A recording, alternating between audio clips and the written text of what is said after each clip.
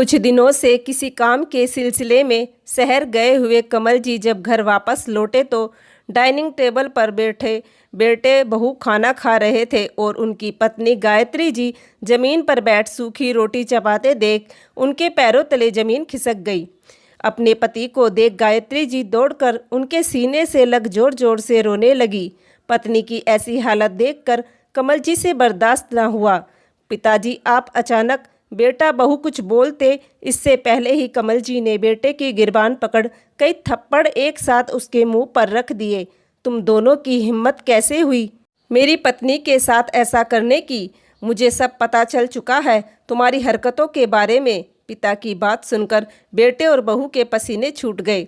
दरअसल अभी कुछ दिन पहले जब कमल जी काम के सिलसिले में बाहर गए हुए थे तो कमल जी की पत्नी गायत्री जी बेटे से बोली, बेटे तू बहू को समझाता क्यों नहीं?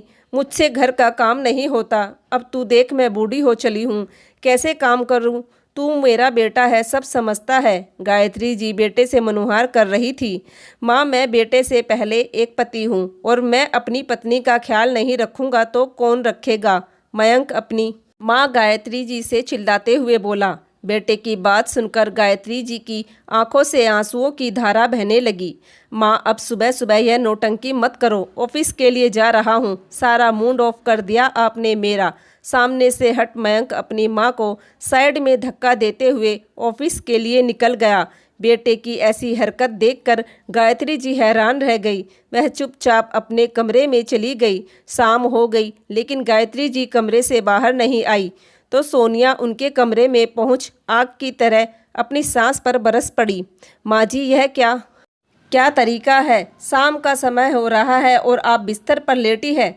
जल्दी से बिस्तर छोड़ दीजिए और जाकर बर्तन साफ कीजिए। पूरा सिंक बर्तनों से भरा हुआ है। सोनिया इतनी तेज चिल्लाकर बोली कि गायत्री जी सहम गई और चुपचाप रसोई में जाकर बर्तन साफ करने लगी। जैसे जैसे बर्तन साफ कर रही थी वैसे वैसे ही उनकी आंखों से आंसू टपक रहे थे। कैसे बेटे को जन्म दिया है मैंने, जिसे माँ से ज़्यादा पत्नी की परवाह है। अब गायत्री जी का कमल जी के बिना एक एक दिन काटना भारी हो रहा था। कमल जी ने गायत्री जी से बात करने के लिए कई बार बीच में फ़ोन भी किया था लेकिन बहू ने हर बार कुछ न कुछ बहाना बना दिया। एक दिन गायत्री जी हॉल में रखे हुए लैंडलाइन फ़ोन से पति कमल जी को फ़ोन करने लगी। पीछे से बहू सोनिया ने गायत्री जी के हाथ से फ़ोन छीनते हुए हाथ मरोड़ दिया। किसको फ़ोन मिला रही थी आप? बहू, वह तेरे ससुर से बात करने के लिए मन कर रहा है, इसलिए। बहुत मन कर रहा है आपका बुढ़ापे में उनसे बात करने के लिए? अब की बार तो फ़ोन को हाथ लगा दिया है। अगर आगे से हाथ लगाया ना तो इसी हाथ को तोड़ दूंगी, सोनिया घूरते हुए बोली। बेचारी गायत्री जी कमल जी से बात करने के लिए तड़प रही थी। अपना दुखड़ा भी कहे तो किससे कहे? बेटे और बहू ने उनका जीना हराम कर दिया था। बेटे मयंक, मेरे कमरे की छत ऊपर से तपती रहती है। अब इस गर्मी में पंखा भी काम नहीं कर रहा। तेरे पिताजी ने जाने से पहले कहा था कि मयंक से कूलर मंगवा लेना। कमरे में एसी का मजा ले रहे बेटे बहू से गायत्री जी बोली। माँ, आपने तो जुबान हिला दी कि कूलर ले आना। 1-2 पैसे का नहीं आता कूलर। और अगर आपको इतनी गर्मी लगती है तो कल से ऊपर छत पर सो जाया करो, मयंक झुंझलाते हुए बोला।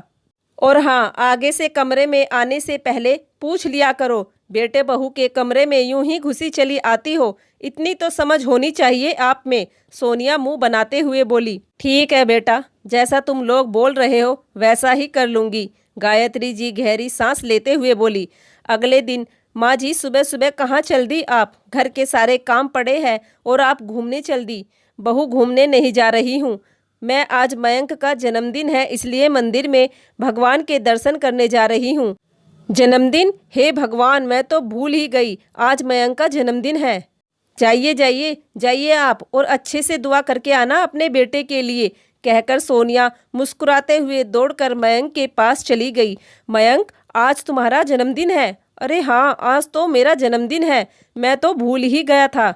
मयंक, तुम भूल गए? आज तुम पूरे 30 साल के हो गए हो। पिताजी ने तुम्हारे पिछले जन्मदिन पर बोला था कि जब तुम पूरे 30 साल के हो जाओगे तो हम सारी जिम्मेदारी तुम्हें सौंप देंगे। हाँ सोनिया, मैंने पिताजी को जाने से पहले फ़ोन पर वकील से बात करते हुए भी सुना था। शायद वह इसी सिलसिले में गए हैं। उन्होंने सारी प्रॉपर्टी मेरे नाम कर दी है।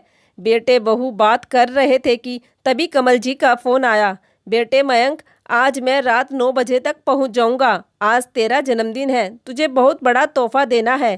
पिता की बात सुनकर दोनों पति पत्नी फूले नहीं समा रहे थे। कुछ देर बाद गायत्री जी भी मंदिर से आ गई। आज गायत्री जी भी बहुत खुश थी क्योंकि कमल जी आने वाले थे। आज मयंक ने अपने ऑफिस की भी छुट्टी कर ली थी। दोपहर के 12 बजे गायत्री जी बेटे और बहू को खाना परोस रही थी। 2 दिन से उन्हें बहुत ज़्यादा खांसी हो रही थी। बेटे ने दवा लाने के लिए भी कहा था, लेकिन उसने अनसुना कर दिया। बेटे बहू को खाना देने के बाद गायत्री जी खाना खाने के लिए डाइनिंग टेबल पर बैठने लगी। माँ जी, आपको खांसी कुछ ज़्यादा ही हो रही है, इसलिए वहाँ ज़मीन पर बैठकर खा लीजिए। गायत्री जी बेटे की तरफ देखने लगी तो, माँ मेरी तरफ क्या देख रही हो आप? सही तो बोल रही है, और खांसी इतनी बढ़ रही है तो वहीं बैठकर खा लो, क्या चला जाएगा आपका? और वैसे भी मेरा जन्मदिन है, इसलिए मेरा मूड ऑफ मत करना, जाइए वहीं बैठ जाइए। सोनिया ने एक प्लेट में 2 सूखी रोटी बिना सब्जी के पानी के साथ एक कोने में ले जाकर रख दी। बेचारी गायत्री जी वही सूखी रोटी चबाने लगी। अगर वह नहीं खाती तो कुछ देर बाद वो रोटी भी उसे नहीं मिलती, क्योंकि खाना खाने के बाद बहू रसोई का ताला लगा देती थी। कर लो बेटा, जितना अत्याचार तुम्हें करना है, आज तुम्हारा आखिरी दिन है। गायत्री जी मन ही मन कह रही थी कि तभी अचानक से कमल जी शहर से घर लौट आए। बेटे बहू को डाइनिंग टेबल पर बैठ खाना खाते देख और पत्नी को नीचे ज़मीन पर सूखी रोटी चबाते देख उनके पैरों तले ज़मीन खिसक गई। अपने पति को देख गायत्री जी दौड़कर उनके सीने से लग जोर जोर से रोने लगी। पत्नी की ऐसी हालत देखकर कमल जी से बर्दाश्त ना हुआ। पिताजी, आप अचानक? बेटा बहू कुछ बोलते इससे पहले ही कमल जी ने बेटे की गिरबान पकड़ कई थप्पड़ एक साथ उसके मुंह पर रख दिए। थप्पड़ लगते ही बेटे और बहू की आंखें फटी की फटी रह गई। तुम दोनों की हिम्मत कैसे हुई मेरी पत्नी के साथ ऐसा करने की? मुझे सब पता चल चुका है तुम्हारी हरकतों के बारे में।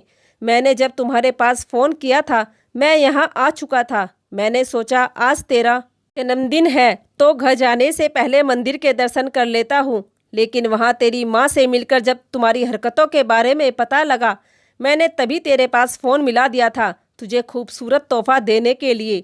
तुम दोनों ने जो मेरी पत्नी के साथ किया है, उसके लिए तो मैं तुझे इस घर में भी नहीं रहने दूंगा। प्रॉपर्टी नाम करने की तो बात बहुत दूर है।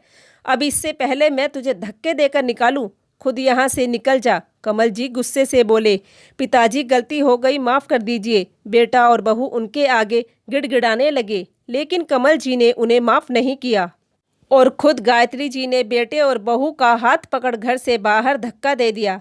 आज बेटे और बहू की ऐसी हरकत देख कमल जी ने उन्हें अपनी वसीयत से बेदखल कर दिया।